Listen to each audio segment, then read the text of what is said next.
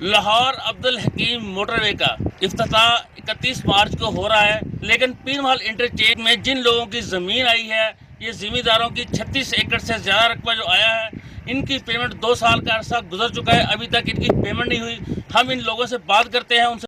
ਸਾਨੂੰ ਜੀ 2 ਸਾਲ ਹੋ ਗਏ ਜ਼ਿਮੀਂਦਾਰਾਂ ਨੂੰ ਜ਼ਮੀਨਾਂ ਸਾਡੀਆਂ ਥੋੜੀਆਂ ਹਰ ਅਦਾਰੇ ਨੇ ਸਾਡੇ ਨਾਲ ਜ਼ਿਆਦਤੀ ਕੀਤੀ ਆ, ਜਿਹੜੇ ਕਿ ਲਾਰੇ ਲਾ ਜਾਂਦੇ ਆ, ਮੁੜ ਕੇ ਆਪਣੀ ਜ਼ਬਾਨ ਤੇ ਪੱਕੇ ਨਹੀਂ ਰਹਿੰਦੇ।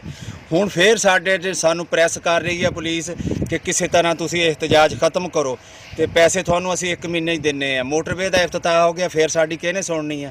ਅਸੀਂ ਕੋਈ ਏਡੇ ਸਰਮਾਇਆਦਾਰ ਲੋਕ ਨਹੀਂ ਜਿਹੜੇ ਘਰ ਬਹਿ ਜਾਈਏ।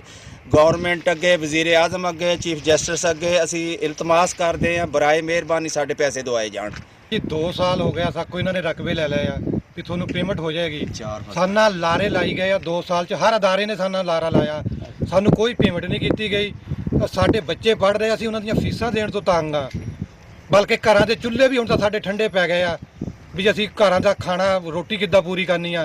लेकिन सानू बल्कि धमकियां दे रहे आ हुण भी असी ਜਿਹੜਾ ਵਾ ਜ਼ਬਰਦਸਤੀ ਵੀ ਥੋਕੋ ਰੋਡ ਖਾਲੀ ਕਰਾ ਲਾਂਗੇ। ਤੇ ਜਦੋਂ ਪੈਸਿਆਂ ਦੀ ਵਾਰੀ ਆਉਂਦੀ ਆ, ਕੋਈ ਮਹੀਨੇ ਦਾ ਟਾਈਮ ਹੁਣ ਵੀ ਲੈਣ ਡਿਆ ਹੋਇਆ, ਕੋਈ 10 ਦਿਨਾਂ ਦਾ ਲੈਣ ਡਿਆ ਹੋਇਆ। ਕੰਮ ਮੁਕੰਮਲ ਹੋ ਗਿਆ। ਸਾਡੀ ਅਪੀਲ ਆ ਵਜ਼ੀਰ ਆਜ਼ਮ ਅੱਗੇ, ਵਜ਼ੀਰ ਆਲਾ ਅੱਗੇ, ਚੀਫ ਜਸਟਿਸ ਅੱਗੇ, ਚੀਫ ਆਰਮੀ ਅੱਗੇ ਵੀ ਸਾਡੀ ਰਿਕੁਐਸਟ ਸੁਣ ਲੈਣ। ਇਹ ਇਫਤਤਾਹ ਉਦੋਂ ਕਰਾਉਣ ਜਦੋਂ ਸਾਨੂੰ पेमेंट हो जाए। और दूसरा, हमारी पेमेंट 2 साल से रुकी है। हमने 15-16 मरतबा एहतजाज कर चुके हैं, लेकिन कोई इस पर एक्शन नहीं लेता कोई हमला।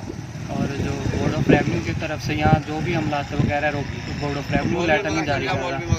तो प्राइम मिनिस्टर से और चीफ जस्टिस पाकिस्तान से और CM पंजाब से हमारी रिक्वेस्ट है, काइंडली हमारा मसला फ़ौरन हल किया जाए। NHA की तरफ से पीर महल इंटरचेंज के लिए 282 कनाल 17 मल्ले को यहाँ से रिक्वायर किया गया है। और NHA के आला हकाम है, उनसे हमारी बात हुई है। उन्होंने ये बताया है कि इन लोगों की पेमेंट डिप्टी कमिश्नर ऑफिस में आ चुकी है। मेंबर बोर्ड की तरफ से मीटिंग ना होने की वजह से इनके जो पैसे 2 साल से रुके हुए हैं। इन लोगों का मुतालबा है कि हमें मोटरवे का इफ्तिताह होने से पहले हमारी पेमेंट की जाए।